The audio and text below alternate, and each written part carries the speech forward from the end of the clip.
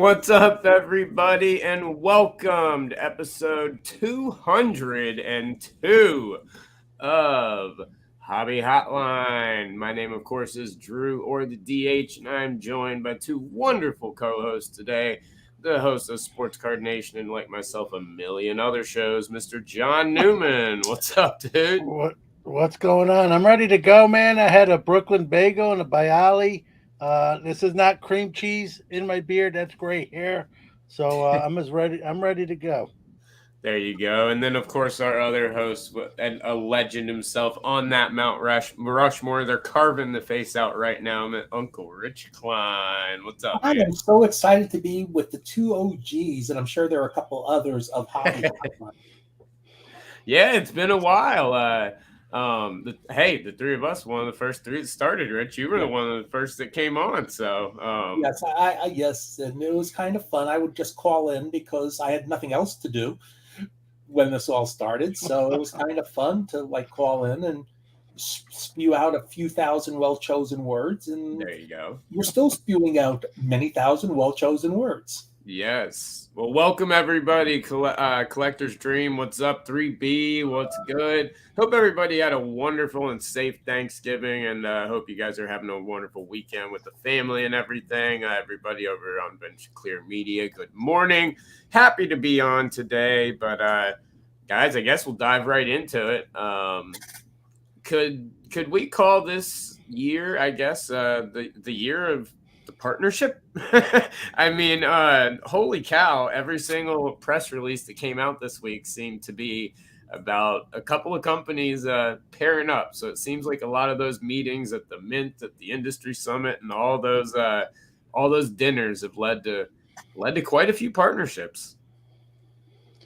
Yeah, I think I guess I'll go first, Drew. I think you're going to see even more. I mean, I think that's Yeah. where we are in the hobby. People are trying. It's not that crescendo stage that we were in. So Right. now you got to look at bottom lines and how to make get the most bang for your buck. Consumers like us have to do that, and so do these companies. And some of these team ups, if you want to call them, me and Rich sort of debate on whether they're true partnerships. They're limited partnerships, some in some cases, and I think you're going to see more. I think this is as much as we've seen. I think that's going to continue. Well, as a person who actually works for an entity that's involved in the Goldschmidt and Aaron Judge thing, I can tell you as an employee that likes getting paychecks, that's a good thing. I'm all of that. But in all seriousness, Topps Chrome had some issues this year. Yeah. And the silver pack thing was an issue, and it may not have sold as well as they had hoped. And this reminds me sort of 2010 or 2010, depending on how you want to call it, when I believe Topps traded was going to be carried by Steven Strasburg, the number one pick. He struck out 14 batters in his first game. And then about 2 games later, he comes down with a torn rotor cuff. Yeah. And everybody starts worrying about the value of the cards because they've ordered them. That's sunk money for the dealers. And Topps came up with ways to help the dealers compensate for some of the money they thought they were going to lose.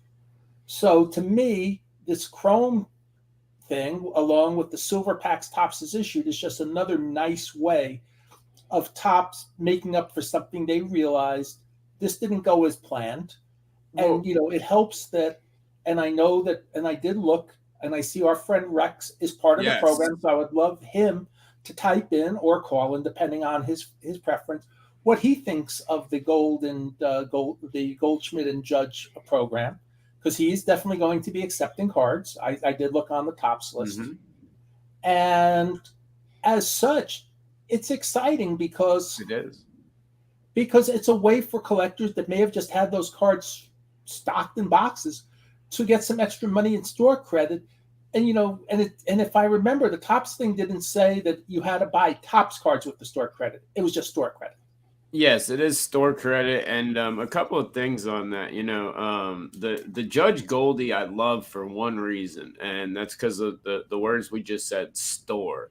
this was all revolving around hobby shops. This wasn't get on the internet and do this or go on to tops.com and all this type of stuff to be pushing towards their internet or NFTs or wherever, whatever secondary market they want to push it on. It had to do with hobby shops. It had to do with the actual, I've got to take all of mine to a hobby shop. And I love Tops, that little partnership or, whatever you want to call it, redemption program, mistake fixer, whatever the fixer, whatever you want to call it. I think it's brilliant, and I love the hobby shop aspect of it and keeping that in the big. Now, there is in the fine print for people that don't know, each hobby shop does have their discretion of how many they take in. So do contact your hobby shop before you go spend thousands on these things. But yeah, for a mistake that was a legendary mistake, I'll tell you this right now: there was 2 megas and 4 blasters that were sitting at my Walmart that had not been touched in about a month. I bought them. It reinvigorated my interest in the product again. I know I'm not going to get those SPs. I know the problem with it all, but it reinvigorated the product again. I mean, it was a brilliant move, in my opinion. Brilliant move. Right. Well, I think, listen, Rex, I don't know if you want to put up Rex's comment. Yeah, I got you. He just, it is a win-win. I mean, it's nice to see, you touched on it, Drew. It's nice to see Fanatics / Tops, looking out for their shop network. It's going to be one of their biggest lifelines going forward. I think it's important to take care of those folks because they're one of their big direct buyers, right? So why wouldn't you want to look out for them? So I think that's the first thing, like you said, that I noticed. And let's be real, it's going to drive sales of the product, right? It's another 100. way. It's a retail strategy, and I'm chuckling, but truthfully, there's nothing wrong with that. That's just it absolutely is a retail. It absolutely is a retail strategy to get that product to move because you're at the point you have to. The SPs, which I don't know why everyone makes such a big deal out of the SPs being in stuff. Let's be real, guys. I mean, there's so much other amazing stuff in it. It's still a great product.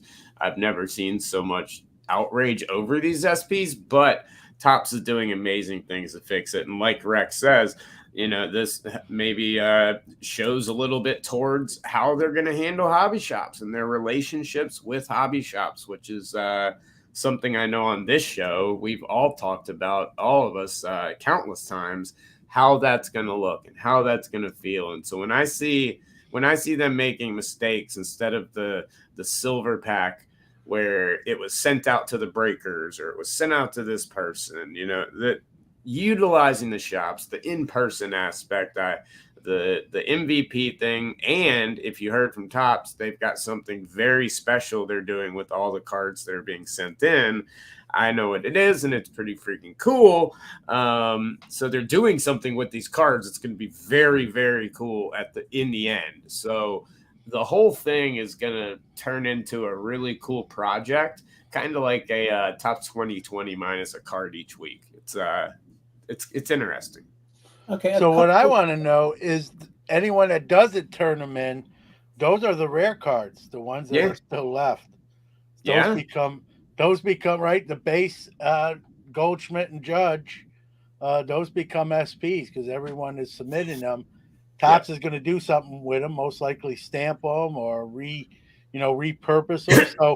So all the Judges and Goldschmidt base cards that don't get turned in, they're actually going to be in the minority, and their value, their value may shoot up. And a few other thoughts. One, a blaster box is about $35, if I remember correctly. Yeah, about. So if you pull either a Goldschmidt or Goldie or a Judge, you're getting $15-$20 back from it. So you've really reduced the rest of your cost of the blaster box. Yes. Through the, and I'm not going to say it's a lot, but the odds are pretty good that in a couple boxes you'll get something. So you will do well.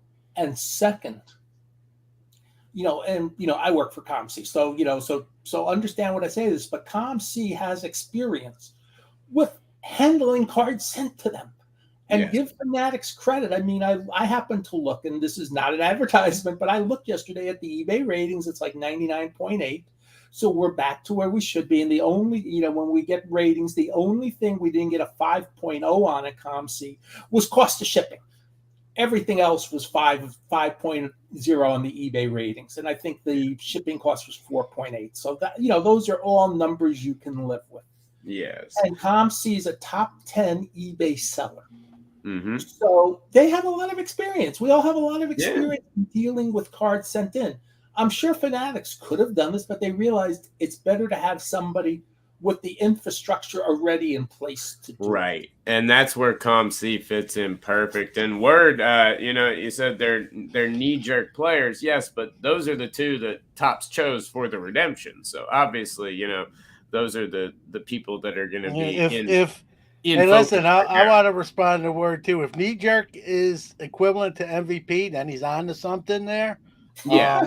I don't know. And we're not so much talking about Judge and Goldschmidt. We're talking about the program. Where they're the redemption cards. Their names just happen to be. But here's my plea to Word. Word, you want to talk about something else? There's a link. Call in and set the tone yourself, other than get a little chippy in the chat room. So Bean's Ballcar Blog, shout out to Bean. What's up, dude? He says the buyback thing is really annoying. Messing with my buyback eBay saved searches. This crap has overtaken my searches. Yes, that is one thing I noticed that you did. That I've actually had that happen to me as well. Some of my searches might have been taken over by it. I would just alter as many as you can, but it's definitely a wonderful program for collectors and a lot of people that I've got a closet that everyone has seen the inside of. It's 5 rows deep and it's stacked to the brim of all the base cards that I end up giving away and stuff to kids. Me and Jude sat down and went through millions of them and had a blast looking for the Judges and Goldschmidts the other day. It's reinvigorating the product. It's a wonderful thing, in my opinion. That Word keeps making our points for us, Drew. Yeah, I know. Raleigh Fingers was an MVP. Fingers was also a Hall of Famer. So try again. Like you can. Now, if you want to talk about somebody as an MVP, Zoli Overside might be what you're looking for. Yeah, there you go. But I stopped in my local card store, Triple Cards, yesterday. My absolute local card store, because they're about 5 minutes from my house. There are a few other local card stores near me, Mason's in Frisco and MJ Duke in McKinney, that are also participating, because I did look at the Topps link.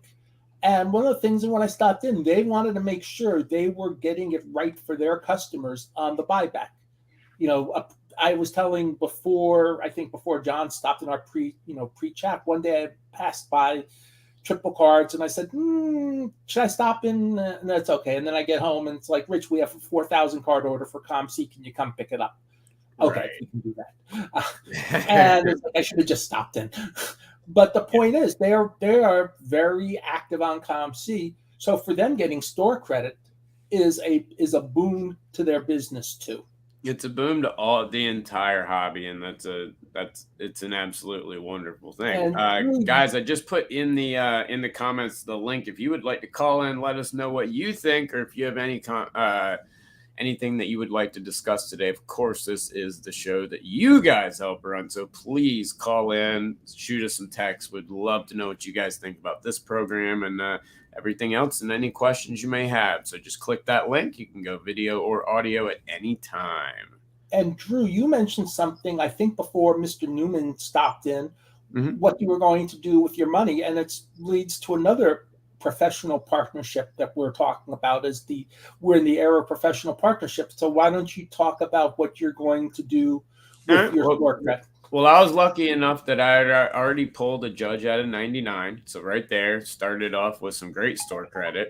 And I'd opened about 1 million blasters with Jude because he loves baseball. So we opened Chrome Baseball. And I had between the pinks, the everything else, we ended up with a little over $2,000 in store credit. Called Score More Sports to make sure it was cool in North Carolina, to make sure it was cool that we brought that many up and everything. Didn't want to do anything like that. He said, of course, bring it up right away.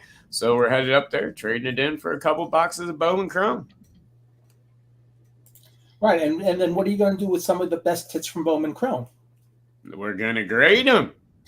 And how are you going to grade them? Well, normally, obviously, I would send to PSA. That's where I send most of my stuff to. But with these Bowman hits, with SGC's new announcement this week, and my other grading company that I will use, with their major announcement that they will be grading every Bowman card that comes out for $9. I will definitely be grading them with SGC. $9, we're finally getting towards the old price pre-pandemic with $9 a card. I know it's just limited, but that's about where we were when this whole thing started. And so that's kind of exciting that one of the four major grading companies is at $9. Even though it's just a limited amount, they're probably going to get busy with those cards. Once it's easier on brand new cards to figure out how you want to grade them, especially if they're all from the same product. But still, it's very exciting that, for collectors and even for investors. I know that's not always the best word for a lot of people, but it's very exciting that prices are starting to turn back to where they were 3 years ago. Mm-hmm. Yeah, and I think, Rich, I think that's going to be the trend. I think you're going to see grading. Will it ever be exactly what it was? I don't know. I don't think so, but I think we'll see them come down, and then we'll see where it goes from there. If they get back, you know how this goes. If they happen to get backlogged again, which I've been told they now have stuff in place to hopefully avoid a part 2 of that. If it doesn't happen, we're going to get lower grading prices, and if it does happen, we're going to get a more expensive one. So we'll see see how that plays out. One thing's for sure is Peter, who's a great friend of mine, and I know yours too, John. He has done a magnificent job of scaling that company in the last year, and I do not see that man taking on any project that he doesn't have full faith in his staff that they can handle without getting into a situation they were into in years past. They've been tremendous with fixing mistakes, and not only fixing them, but not letting history repeat themselves. So I have full faith that I think they're going to get, obviously they're going to get a Bowman rush. I mean, people are opening 50 cases a day. They're going to get a rush, but I think you're going to see these turnaround times fly. I think they're going to go fast because they know how important these Bowman cards are. And so getting them out on the market graded for people to be able to put into the secondary marketplace, vault it, whatever you want to do. There's 800 vaults for you to choose from. I've got one right here. They need to be graded. They're going to be graded fast, I think. But I thought this was a brilliant move. I was a little surprised that they went with SGC and not CSG, being that one of the owners of Fanatics has ownership stake in CSG. Was a little surprised at that. Don't know if he was the happiest person in the room or where his hand raised when that decision was made. But it's good to see him branch out. Now they're working with multiple different grading companies on multiple different things. They're working with hobby shops. We're talking here, Tops and Fanatics, of course. I love it. I love it. Drew, you pointed out something very interesting. What's that? And working for a company that had to scale up. Mm-hmm. Because we have a multiple amount of employees now at ComC than we did pre-pandemic.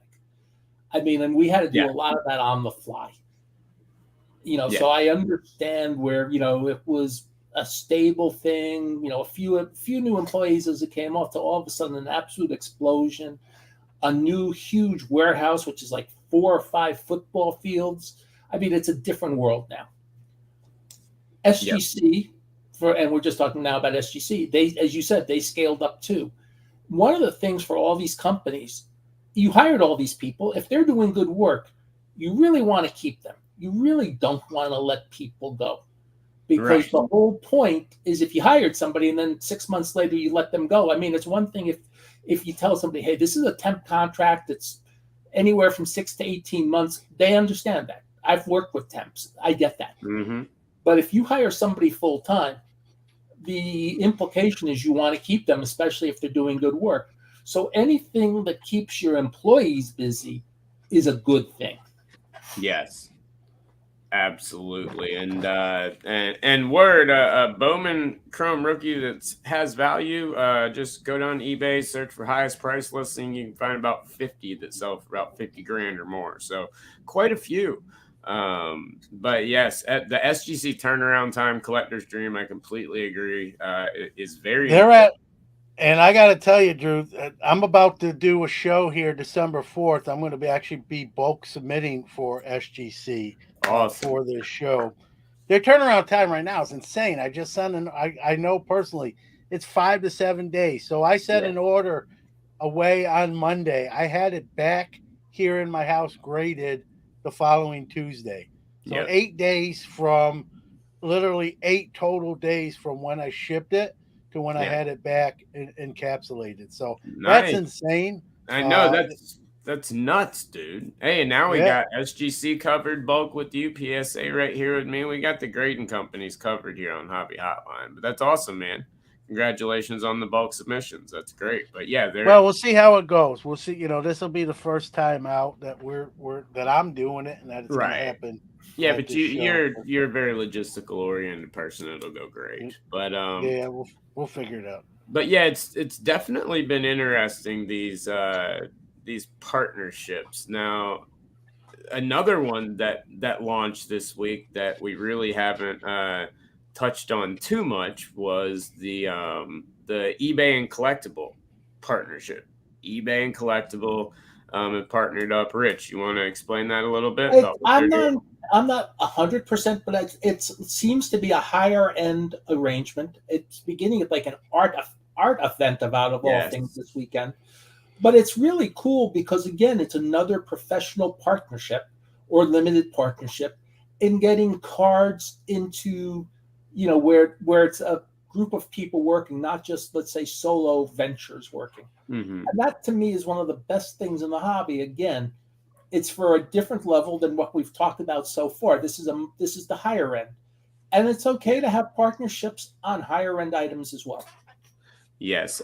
Real quick, collector's dream. SGC moving to a larger facility. Yes, they are. SGC is scaling up like crazy. They've got a lot of big stuff coming up this year.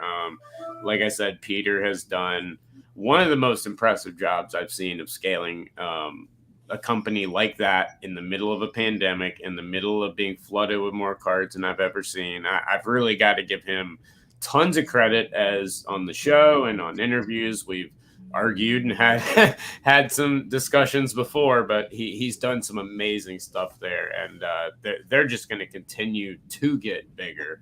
I don't think that's ever going to change. I think SGC is overtaking Beckett. You're seeing BGS versus SGC sales happen left and right. SGC's taken over big time. The Curry this year that ended, I think it was almost 10 grand more for the same grade. So, I mean, SGC is definitely going the right way. But the thing I like, Rich, is it's always like you had said, these companies partnering up, doing things together to help the hobby. I love all of this stuff because it's not consolidation. It's not a million companies buying each other out.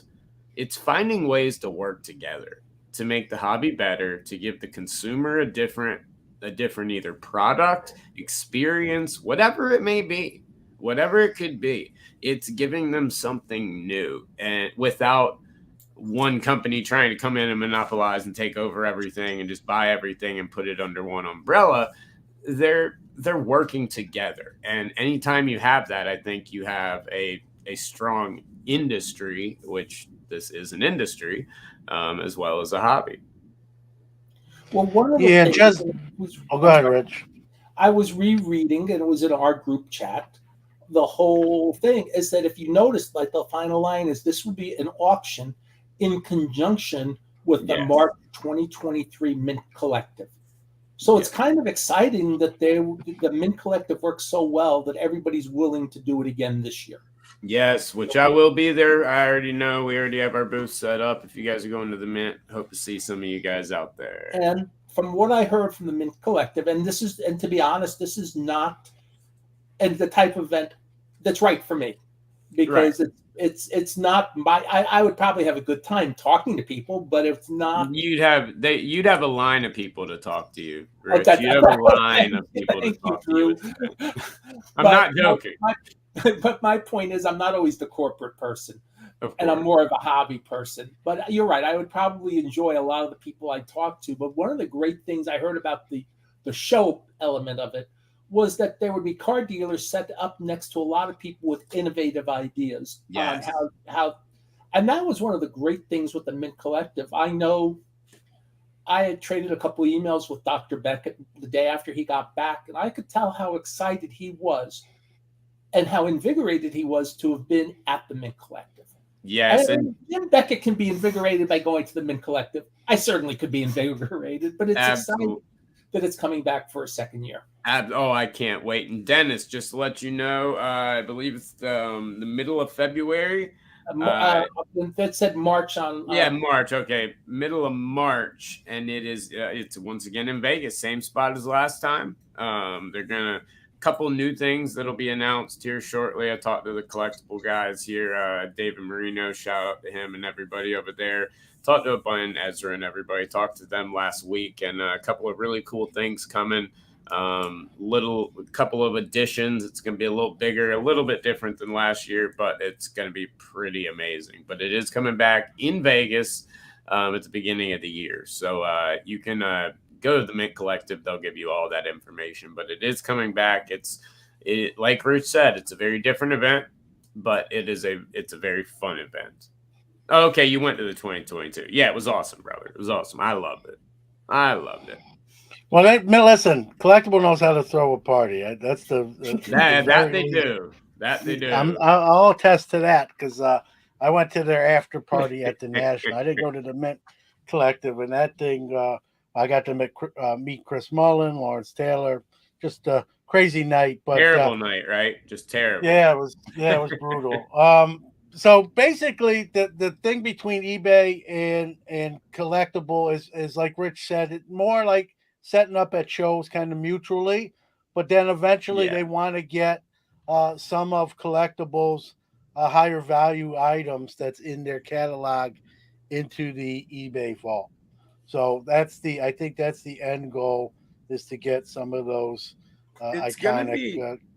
Okay, I just looked up the dates, by the way. I just went to the Mint Collective website. It's March 30th through April 2nd next year. Yes, and it's interesting to me with the eBay collectible and everything, doing these high end and, like you said, Rich, like almost like art type of things, as we have Leland's now jumping into the sports card world. If you look on Leland's, I can't, for purposes of there may be young children watching, I cannot put up a Mickey Mantle document that Leland's has up right now, but go to Leland's and check it out. It is one of the greatest historical pieces of baseball history I've ever seen in my entire life. But you're seeing all these people get into fine art and things like that. Do you think that's something that Collectible as a company and eBay should be focusing on, or should they stick with the cards and things like that? Well, eBay is more than just cards, even though cards is huge for eBay. Oh, no, I meant with this venture, with this partnership and everything, like right now. Well, collectibles are collectibles. And I'm fine with it, because that's a natural fit. Collectible just doesn't mean sports collectibles. If they were going to be sports collectibles, you'd say sports collectibles. It's collectible. And eBay does more than cards too, sports cards too. By the way, speaking of eBay, our friend Rob Veras, Burbank Sports Cards, who had an amazing show last year, and they're going to have 2 this year, announced on his Facebook page, and I'm sure probably on Instagram, but I have trouble getting to Instagram. eBay is going to be a corporate sponsor of the Burbank card shows next year. Mm-hmm. So that's again, eBay is going to be doing more card and hobby, and just remember, art is also hobby related too. Different type of hobby, not our type Oh of yeah, hobby. no, But absolutely. Tim Carroll. I mean, there's a million. We've got Card Art, which has the new Card Art League, which is gonna take a lot of people by storm. I think. Card art's huge in the entire hobby as well. It's just interesting to see him get into so many different high end things. Let's see. We got a couple of comments here. Vault fees kick in next year. Yeah, people putting stuff in eBay's vault aren't worried about those fees. Yeah, But I was going to say. I was about to say, if you're worried about $500, you ain't putting them in the vault. But anyway, yeah. So John, anything more on eBay and collectible? Got anything on that? Well, I'm gonna have Ezra's coming on Sports Card Nation probably Beautiful. should be next Friday. We're definitely that'll be one of our topics we touch on and tackle. Not the only one, but he'll clarify it right to Sure. what this really is. And while I think I know who better to hear it from than the person directly, right? So he'll clear up. Maybe he'll let a little information out about future endeavors, and we're going to talk on the fractional market. Obviously, is it where it was? How's it doing? Considering we're in that sort of hobby kind of calm down correction, if you will. How that's translated to the fractional front. So that'll be next Friday, and yeah, we'll tackle a few different things there. Nice. Definitely check that out. Ezra's a great interview. My favorite part, Yeah, though, about one thing you said about the, I don't want to stay too much on it, but like the market, quote unquote, correcting, et cetera, et cetera. I honestly think it's corrected. And I think now we're just at a market yeah. that we are, because I just jumped on Instagram and my very first 3 posts were record breaking sales. So, I mean, I think we're just at where we are, and certain cards are going to move when they're going to move. Well, And here's an certain ones interesting. go down. Here's the thing, Drew. Tell me what, and you guys both tell me what I really almost see the hobby now as almost 2 segments, right? You got that high end, right, where all these records are getting broken, $1 million cards, and then you almost have everything else, right? That's not high end. It's almost become two hobbies. Now, sure, what when a card sells for $6 million, uh, it's the whole hobby. I get it, but I think they're 2 different segments, and there's I different think, people playing in them. You know what I well, mean? Is there you want to use an analogy like big leagues and minor leagues? That's that high end's the big leagues, and the everything else is the minor leagues. I'm obviously in that non high end. I mean, I have some nice cards, but I'm I not. think we None of can my cards blame. are 7 figures. I think we can blame our good friend Carvin Chung. The day Exquisite came out, I think that changed the game. Yeah, well, I yeah, remember back in 1980 when the 52 mantle sold for $3,000 at public auctions, and that exploded. And at the time, $3,000, when you could buy 60s Hall of Famers for the most part at $2 to $5 each, with a few Right. exceptions. That was a big swing too. It's just kept going bigger and bigger and bigger.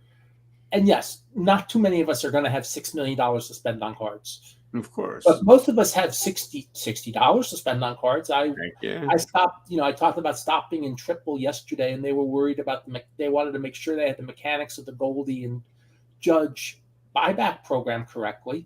Mhm. But I also picked up a Topps Heritage Minor League box, and I had them run a price check, and it was $54.95. I go, that's good. Two on card autographs in the box.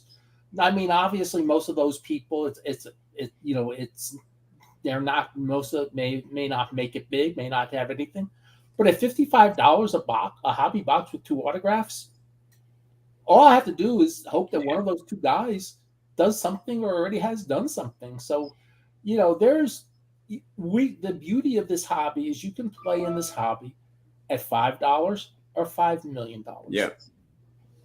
Or No, 10 100%. cents. You hit the bargain boxes, even at 10 cents. Kevin Jones makes a comment, Drew. Yes. Hasn't it always been that way? The ultra high end and then everything. Since It has. experiment. It's a great point by Kevin. But I don't know. Again, you guys can chime in here. Or anyone else that wants to call in. What I've noticed is that gap, if you will, sort of widened. I think Yeah, astronaut. years ago there would be people in the high end market, but they'd also be in other things non high end. And now I think it's sort of become, this is the only space we're going to be in, and what I mean by that is you'll have someone that owns, 3, 4, 5 cards, and that's it, and they're all obviously big time, big money Yeah. cards. But I think years ago, even those high end collectors, if you will, or buyers, also had other stuff, and now I think it's become more specialized where I just want owning $1 million cards. And Well, I agree. I agree with you because I'm friends with a couple people that have insane collections, and one thing I've noticed is that they've liquidated down to their big stuff, but then I also see them branching out into other aspects of the hobby, the memorabilia, the other areas of our hobby of the sports card world.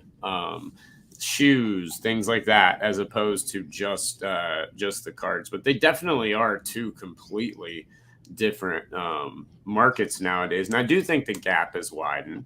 I think if you're in the high end, you're dealing with the high ends, the vaults. You're not really touching your cards much. You're looking at fractionals. Your cards moving around, but you're never really seeing it. But I think there's some that probably dabble in both, but yeah, I agree. Most people that are in the high end area now, there's so much high end. I mean, come on. We used to have a couple of products, but now every company puts out multiple high end products a year. I mean, there's just so much more to choose from. What do we think about this, Drew and Rich? Word says high end is 4 figures. Anything over that is a different ballgame. Now, Drew, I know you. I don't want to speak for Rich. I own plenty of 4-figure cards. I don't necessarily think I'm a high end guy. Do I have some nice cards? Sure, right? I got one that's over my shoulder here that's basically a 5-figure card sitting in my office. So, but I own don't plenty think of 4-figure cards. The only difference of the 4 figures, it's like the first number is 1, the second number is 0, and then there's a decimal point, and then it's 0, 0. I hear, but I don't know. Like, no, I agree, John. Like, I don't consider myself high end. I have some nice stuff. Like, right. I think we obviously, when you collect Jackie Robinson cards, you're going to have just automatically, you're going to have some nicer stuff. So, I don't consider my high end. There's nothing. I obviously don't have any $1 million cards. But no, if you want to, I think there's different levels to high end. $1,000 card is not a cheap card. I get it, but when I think high end, I'm thinking of that upper the $250,000 Lucas. When you're starting to make news when you sell or move your cards. If Forbes is writing articles on the card you sold, then we're into the high end that I think we're discussing here. And like Tracy Canas just put up there, if you want to, yes, 4 figures is high end for 99% of the hobby. Yeah, to be honest, I won't disagree with that. He's having the best year so far of his career. He came to camp in shape. He began the season in shape, and he's having by far the best year of his career so far. Again, I'm not saying that it's a great time to invest in Luka. That train has probably already passed. But he is the youngest player ever to hit 50 triple doubles in a career. He is, and I don't think the time's passed. I think right now it has, but it'll do a little dip.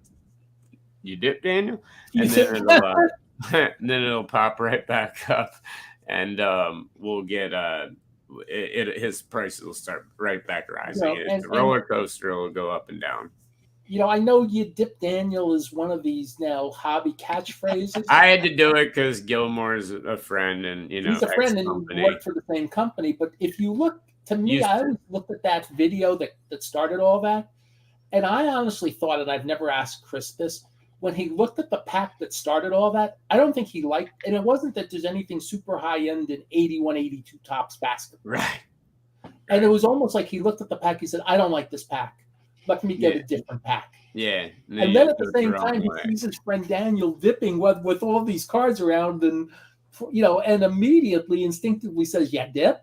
I felt sorry for him because that was nothing intentional.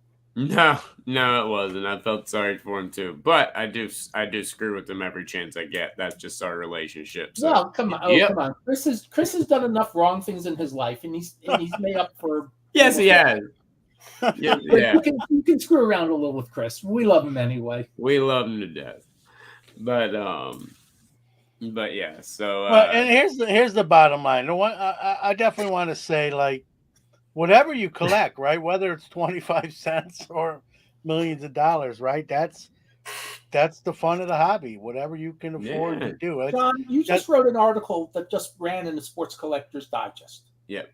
About a father and son who reinvigorated their love for collecting during the pandemic, and they've become very active. And that epitomizes my hobby. While I'm, like I said, excuse me, I have some expensive cards, but I have those dollar cards and 50-cent cards and heck yeah, all that stuff. I just got Alonzo Mourning prisms on display. Come on, man. Like, so you're a Carolina boy, aren't you, Drew? And that article was Zach and Porter Byrne, great father and son. They were on the show some time back when, and I just thought, man, this is how most of us got in the hobby, right? Not all of us, but most of us. Somebody introduced us to the hobby. A grandparent, a mom, a dad, a friend. We had to be exposed to it somewhere, and then we shared that hobby with them. I mean, I'm 50 years old now, and I can remember stuff of my hobby when I was in single digits, and I remember going to that corner store in Brooklyn and seeing 79 Topps baseball for the first time, and while my grandfather bought me packs. So we all have sort of an origin story. How do we get into the hobby? And I love when, I can only speak for me, but I think most people would share this sentiment. I love when I see, it handed down with a family member, father, son, a mother, a son, a mother, a daughter, whatever the case may be. Those are, you already got that family element, which is sentimental and great. And then you got, as Dr. Jim would say, the greatest hobby in the world. You got, you're sharing that with a family member, even a friend, whoever. And, I think Zach and Porter, a good example of that. And they do their own little YouTube channel now, and you can tell they're very passionate and they care. And again, there's a great example, right? They're not showing, $1,000 cards. They're talking about, Frank Thomas and Bo Jackson and guys they're fond of. Well, that's what it's about. You mentioned that origin story. I got them right. I still have them right here. What got me hooked?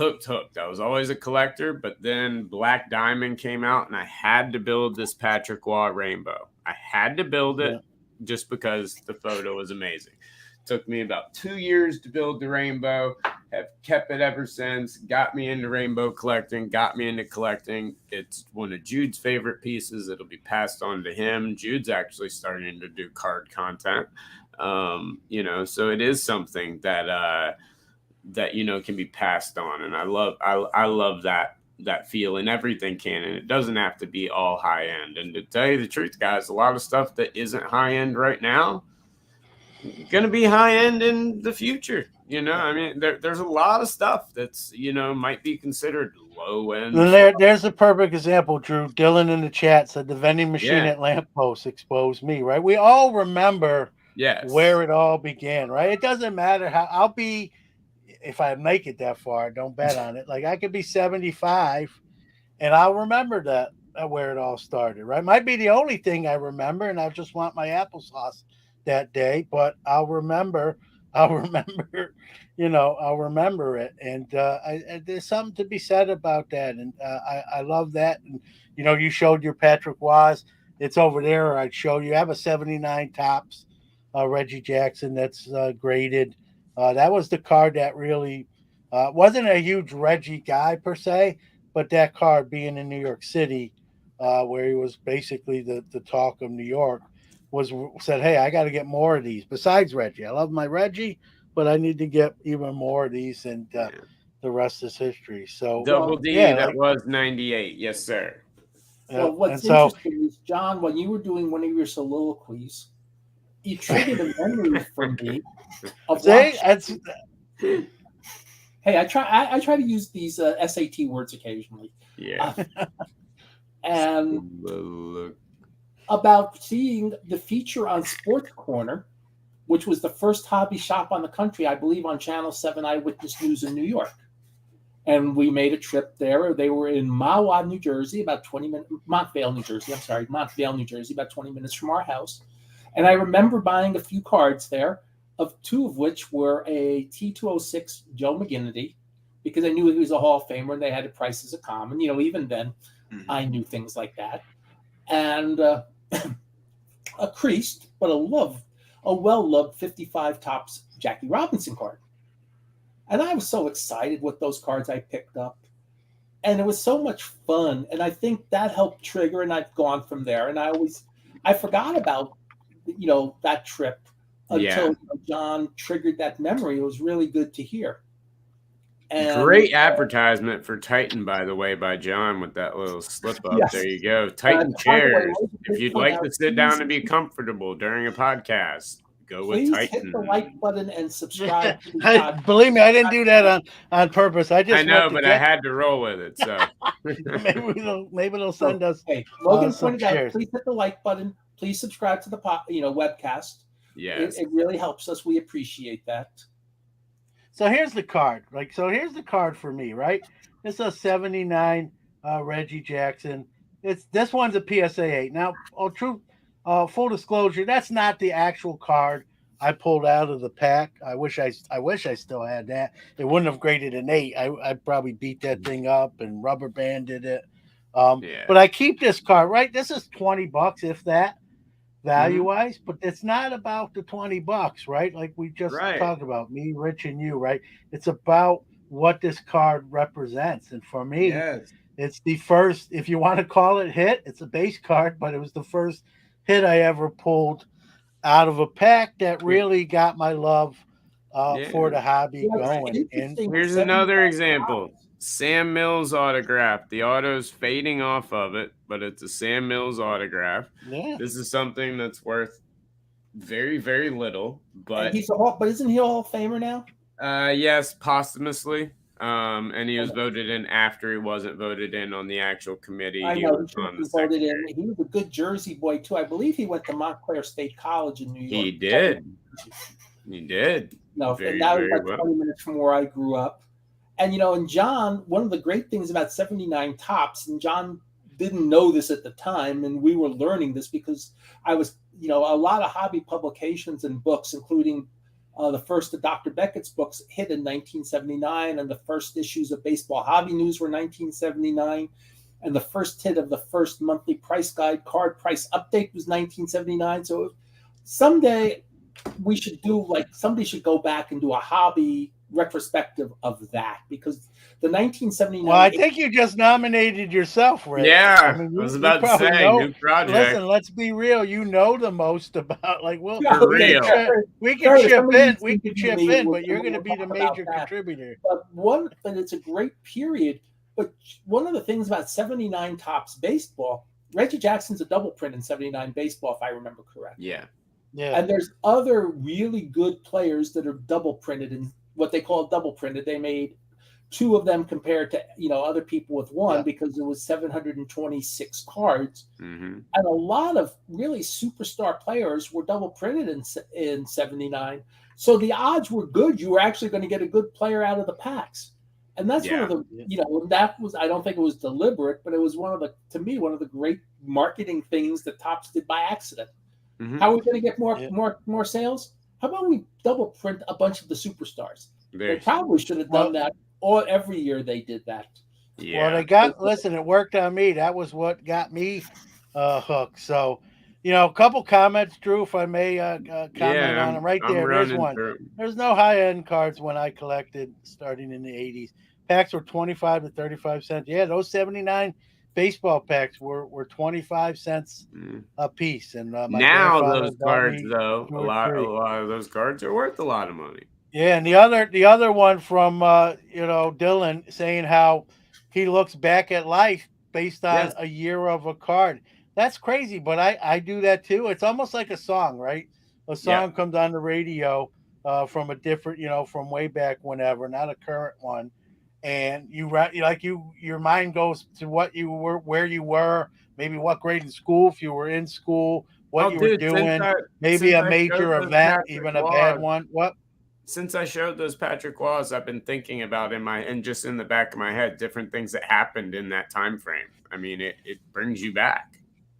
Yep, and that's the beauty of the hobby. It goes outside the hobbies to where you were in life, what grade, maybe an event, bad or good, that happened that particular year or that particular time, and it's a way, right, to reminisce and get nostalgia and go Yeah. back. Can never truly go back unless you believe that DeLorean's real, which sometimes Yeah. I like to fool myself and think it is, but. I think Um, yeah, but other than that, right? That's the closest, mm, maybe the closest way Well, to I get won't there. call And this a hobby, but one of my hobbies, and I don't want, it's not really a hobby, is that I listen to a lot of old radio air check, what they call air checks, where people, yeah. and it's 60s, 70s, 80s, 90s. And you go back and I was thinking, Irene Cara passed this week. She passed a couple days ago. Mhm. And I still remember the first time and with the situation of how I heard the song Fame for the first time. And it's a glorious up-tempo song. And thinking about that classic line of the song, I'm going to live forever. Well, none of us are going to live forever, but the song will live forever. And you just got it stuck in my head, so you might not. These cards live forever. Now she just passed away, Rich. If I'm not that happened this morning. That happened. She passed away yesterday, actually. Yeah, Irene Cara. Yeah, Yeah. But yep. here's these cards. And We're just 63 temporary years old. custodians. These cards last forever, though. Somebody else years from now will enjoy your 1979 Reggie Jackson card. Yeah. Well, hopefully later than sooner, but you're right. Yeah. No, that's really a good thing is that the hobby is eternal. Mm-hmm. It may grow, it may contract, it may evolve, but it's still the hobby. Yeah. At the end of the day, you still want to collect the cards. Absolutely. 100%. Hey, Chad, how are you? How's it going, Chad? Yeah, it's a big game today. Michigan, Ohio State, number 2 versus number 3 in the country. Yeah, we've got some big games today. Speaking of big games, I didn't catch very much of it, but that was an exciting match yesterday between England and the United States. Yes, great match between England and U.S. yesterday. Let's go Pirates today. Come on, get it done, boys. You actually have a football team this year. I love it. But I will tell you, soccer people, and Drew, I saw one of your posts. Yes, sir. You had an amazing day after 60 minutes just before the World Cup began, ran a feature on the Panini sticker. I don't want to say craze, that's the wrong word, but the popularity all around the world of people collecting Panini World Cup stickers. Yeah, it's absolutely incredible. People don't realize, and the popularity it's gotten doesn't even put it into perspective. I'm a massive collector. This is the last year Panini's going to be doing them also, so that's a big deal.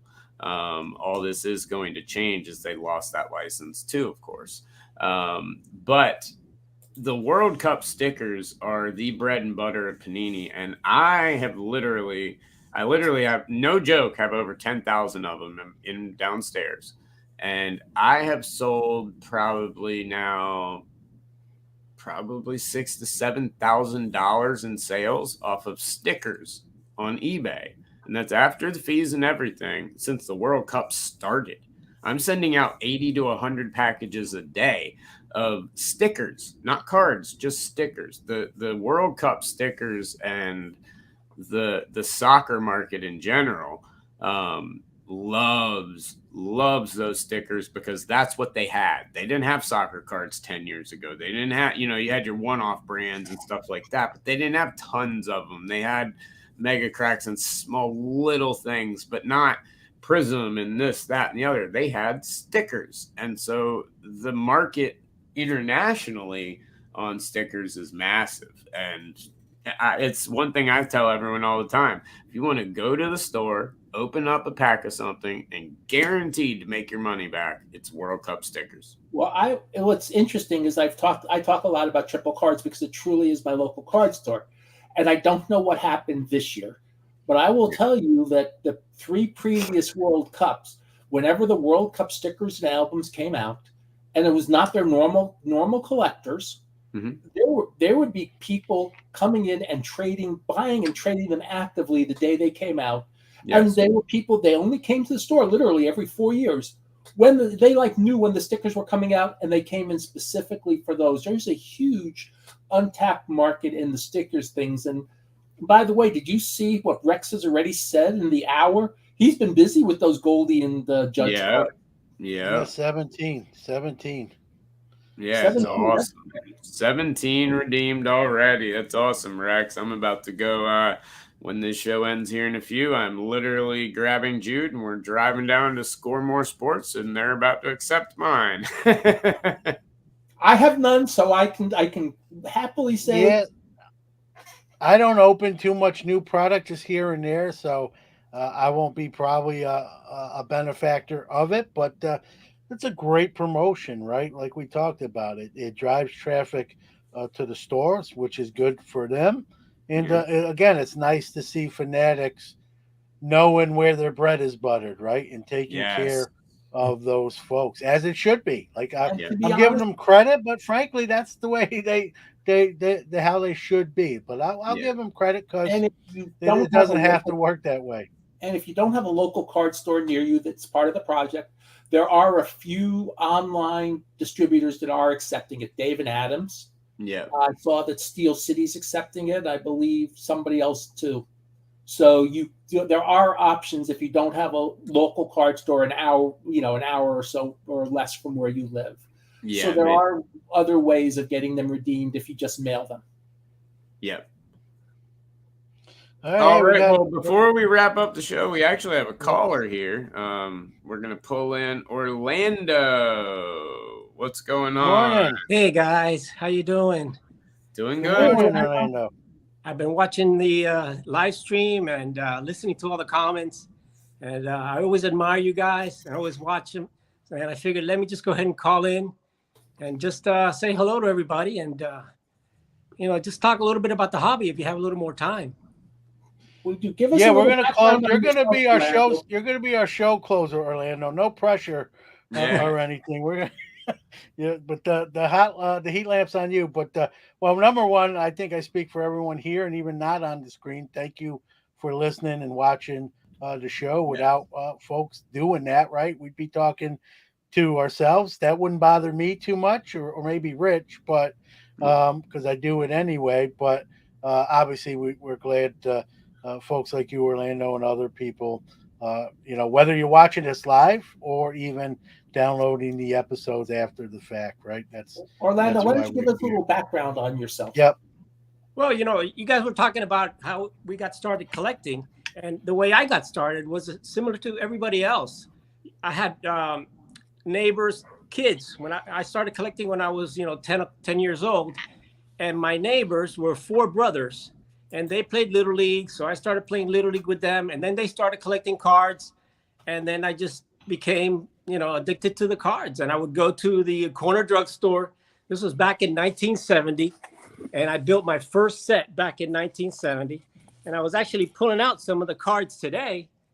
And that's why I started talking.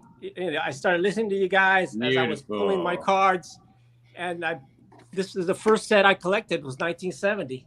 And from then on, I'm a little older, I guess, than you guys. I don't know about you, Rich, but anyway, I've been collecting for a long time. And, just this year, I decided to do a YouTube channel.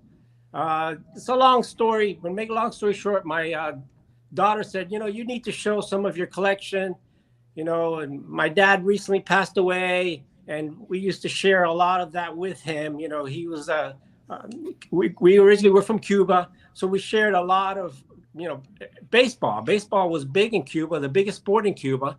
And my grandfather took me to a game here in Miami where I grew up, way back in the late 60s when the Orioles used to play at the Miami Stadium here. Yep. And my grandfather, knew one of the players, pitcher back then from Cuba, Orlando Pena, and he took me to the dugout. I went over there with a baseball that we had caught, and I had Brooks Robinson sign it, and Jim Palmer sign it, and Al Bunbury and Paul Blair, all the Orioles players, which were my favorites. And from then, I just became a fan. And I started collecting cards, and I really got into card collecting back then, and continued for many, many, many years until, finally I got married, moved to Tampa, and left my cards. And when my dad, my dad got Alzheimer's, whatever. Anyway, my mom called me. I got my cards, finally got back into the hobby many, many years ago, and actually started doing some shows, small shows back in the days. But the bottom line is that you have to get everybody, it's a family thing. For me, that's the way I did it. My dad liked baseball. My grandfather liked baseball. The people that grew around me, my neighbors, the kids, all collected cards. So I got into collecting cards. So what I'm trying to do now is, as far as my YouTube channel is, just get the kids back into cards, especially vintage cards. So my channel, basically, I'll tell you, I've gone to all the card shops in the local area here in South Florida. The last month, I think I filmed 3 card shops. I go in there, literally show everything that's there, talk to the owners if they want to talk.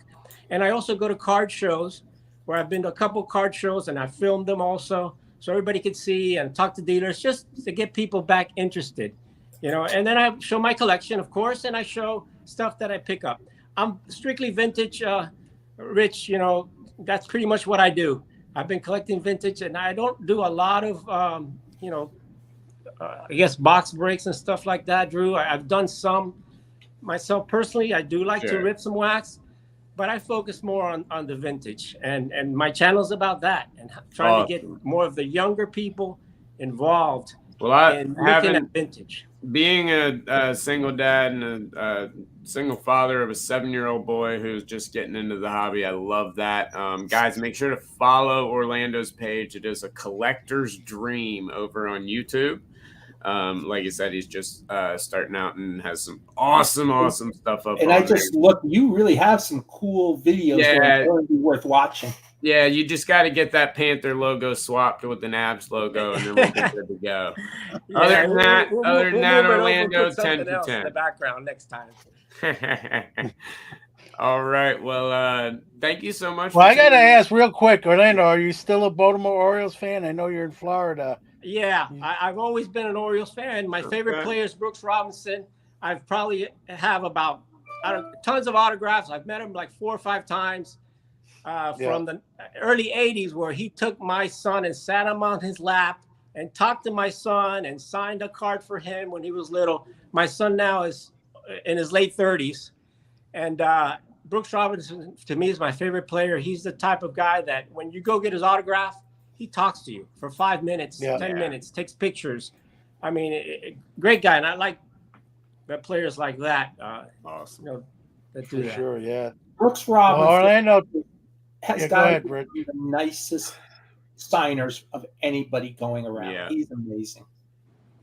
Absolutely. Yeah. Well, Orlando, thanks for coming on, man, and sharing. Like we said, check out Orlando's channel for sure. And I love that you really had no choice, it sounds like, to get into the hobby. You were kind of surrounded between family and neighbors and friends. You really had no choice, and it's awesome. And we appreciate you listening, watching, and calling in call in anytime, and that goes for everyone else as well. Everybody. Anytime someone Thank you, wants to come Don. in and share.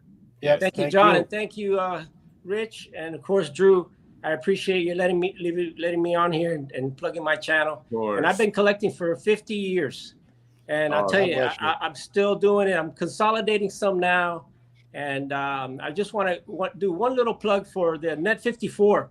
If you vintage guys are not on Net 54, you need to get on Net 54. That's how I learned a lot about vintage. That's where I do a lot of my stuff there, and it's a great place to go. Speaking of Net 54, I'm running the Secret Santa program for the second year on Net 54.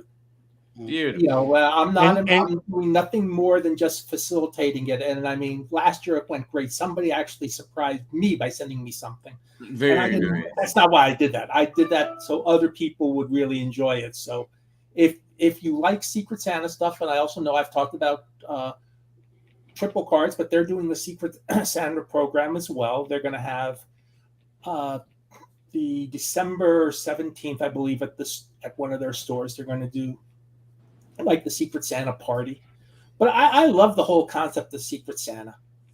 And I think it's really cool. And I'm glad they're doing it. I'm glad I'm doing it on Net 54 in Orlando. I'm glad you're a member of Net 54. And I know Leon and team. One of the OGs of the web pages and everything like that. But Orlando, once again, thank you so much for coming on, my man. Yeah. Okay. Orlando said he's collected 50 years. He's still 40 years behind Rich, but 50 years is a long time. Yeah, there we go. 90 is Rich will always be the old man in the hobby. That's why Thank you, Orlando. Thank you. Okay, have a great weekend. Thank you, Again for and Rich knows I love him. That's why I can do that joke. Oh, I don't care. Yes. And thank you for Orlando for tuning in once again. Make sure to check out his YouTube page. He has some great stuff. And like I said, he's trying to get kids back in the hobby, a collector's dream over on YouTube. Do not miss that as well. But guys, we are going to wrap up. That is the end of episode 202. Oh, one quick thing. I know we're running on overtime. It'll take 30 seconds, if that. The winners for episode 200 giveaway, I'm going to post them today on Instagram and Twitter. So I'll tag everyone I can tag, but there'll be 4 winners for those 4 prizes we talked about on episode 200. Awesome. Good luck, everybody, and thanks for everyone who did enter into those contests. And as always, thanks to all of you that watch every single week. Make sure to tune in this Tuesday over on our Hobby Hotline channel, where we will have Chris Harris, Oscar Torres, and Tony Ramos doing double duty over on Hobby Hotline Overtime over on Tuesdays at 9 p.m. So make sure to check that out. But Rich, John, another great episode, fellas. Hey, everybody, have a great weekend. And again, thanks for watching. We appreciate you. See you guys later.